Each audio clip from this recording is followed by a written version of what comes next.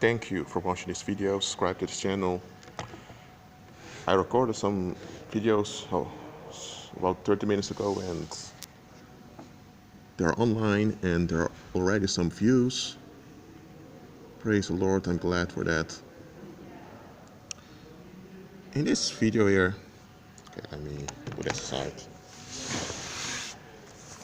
There's one thing I want to highlight. Too many people, when it comes down to it, they look for others for their assurance.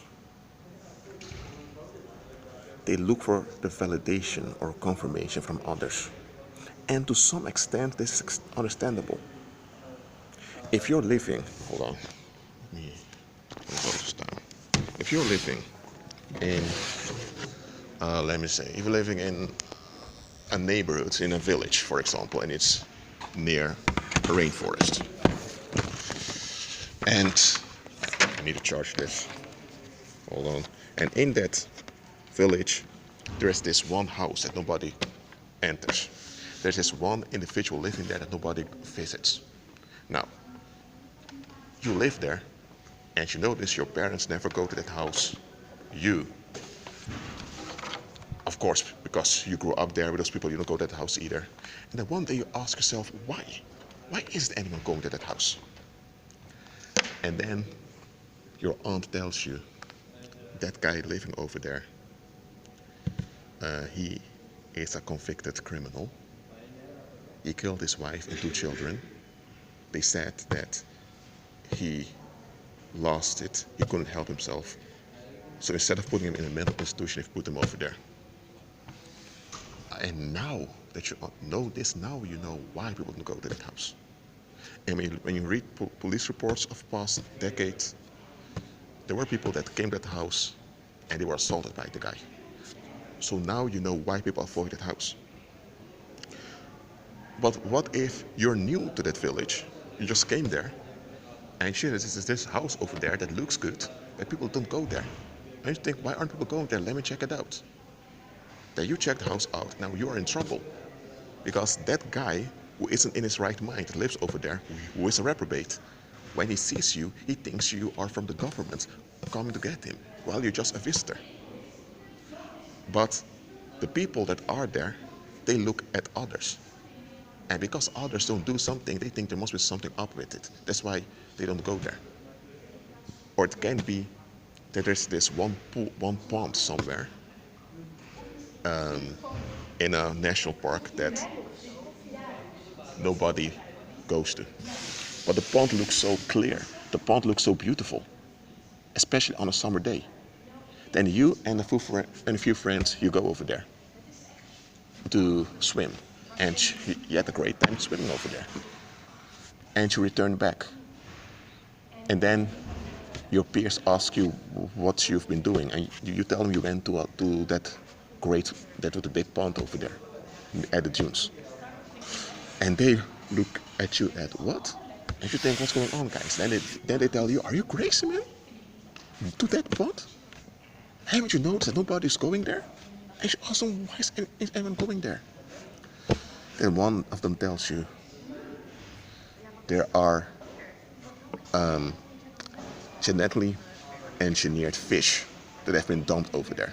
There are piranhas are dangerous already, but now you have genetically manipulated piranhas over there that the government dumped years back.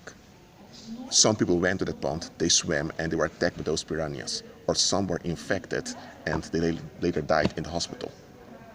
There were some people that went to swim and nothing happened to them, but people know since then don't go to that pond. And now you understand why nobody went there. You see, when you are part of a group, you are stronger. When you're part of a collective, you have more protection. With more, you can do more, you can secure more. So it's logical that people look to others for confirmation. But when you are in agreement with Christ, you have to unlearn that. Why? Because those people of the world, they operate in self-validation, so their thinking is fear-based. They're not in line with Christ. They are relief seekers. For example, it can be that Holy Spirit moves you to purchase a house, for example. But the people around you say, what? That woman wants to purchase a house now during this economic crisis? Now that the bank's falling apart? Oh, she's out of her mind. And many people became a bit hesitant to spend money due to the crisis. And it works. But here's the thing, you are not them. You're called to walk by faith. Yes, you are called to make sound decisions. You're not told to just throw cash away just like that and waste it on stuff. No, but you are commanded to take a risk and expand. Okay? Those that are not following Christ, they just want to secure the little they have. So if you follow them and look for them for confirmation, you are not hijacking, you are, how do I say it? You are allowing yourself to be hijacked by the paranormal. You are allowing the paranormal to get on hold of you. And not only that, you are shipwrecking your own faith. That's what you're doing. For practical things, for some stuff, you can look for others for confirmation.